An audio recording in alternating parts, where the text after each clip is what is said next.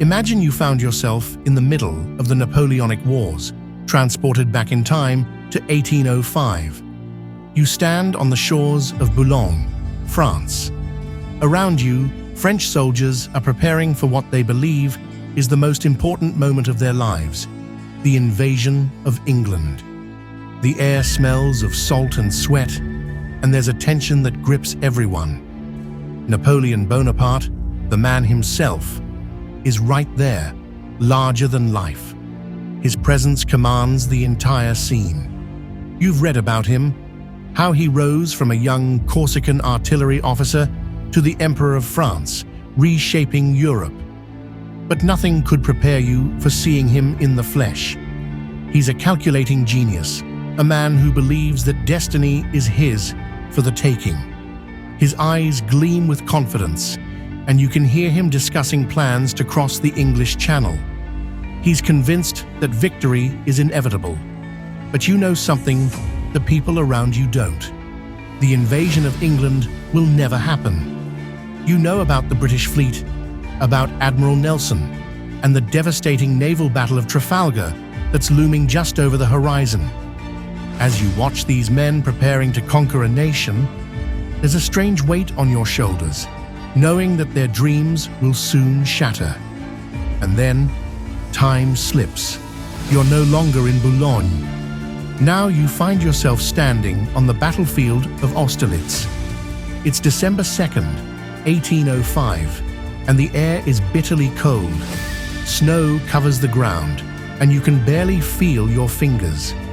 Around you, Napoleon's Grande Armée is facing the combined forces of Austria and Russia.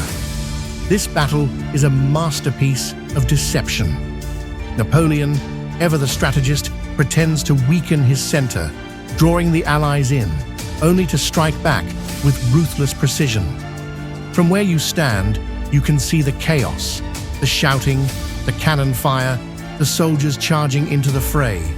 But you also see the genius of Napoleon's plan unfolding in real time. The Allies are crushed, their lines broken. Napoleon stands victorious. It's a moment of triumph that will go down in history as one of his greatest victories. But before you can take it all in, you're pulled into another moment. Now it's 1812, and you're deep in Russia. It's freezing, and the ground is covered in a thick blanket of snow. But this time, something is different. The French army that was once unstoppable is now struggling just to survive. You walk among the men, their faces gaunt, their uniforms in tatters. Napoleon's invasion of Russia has turned into a nightmare. The Russian winter is merciless, and the once proud soldiers of the Grande Armée are now desperate, freezing, and starving. You know that only a fraction of this army will ever make it back to France. The vastness of Russia, the brutal cold, and the unrelenting Russian resistance have turned this campaign into a disaster. Napoleon, the man who once seemed invincible, is now witnessing the slow collapse of everything he built. And then, time shifts once again. You're on the fields of Waterloo. It's 1815, and this is the endgame. The ground is muddy, the rain pours down, and the atmosphere is heavy with the sense of finality. You find yourself amidst the French soldiers who look to their emperor for one last miracle.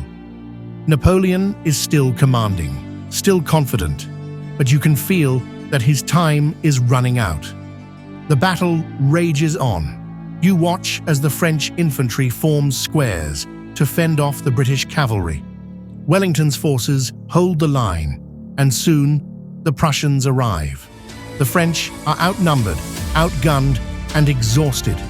The battlefield is a chaotic mess of mud, smoke, and blood. You see men falling, cannon fire ripping through the ranks, and the relentless push of the Allies. And then it's over. Napoleon's final defeat. The once great emperor, who had ruled over much of Europe, is now a broken man. You stand there, watching him retreat, knowing that history has been sealed. The Napoleonic Wars are over, and with them, the era of Napoleon Bonaparte. As you return to your own time, you're left with the weight of what you've witnessed. You were there for some of the most critical moments in history, seeing them unfold, not in the pages of a book, but right in front of your eyes. Napoleon, for all his brilliance, was a man who believed he could conquer the world, but in the end, the world conquered him.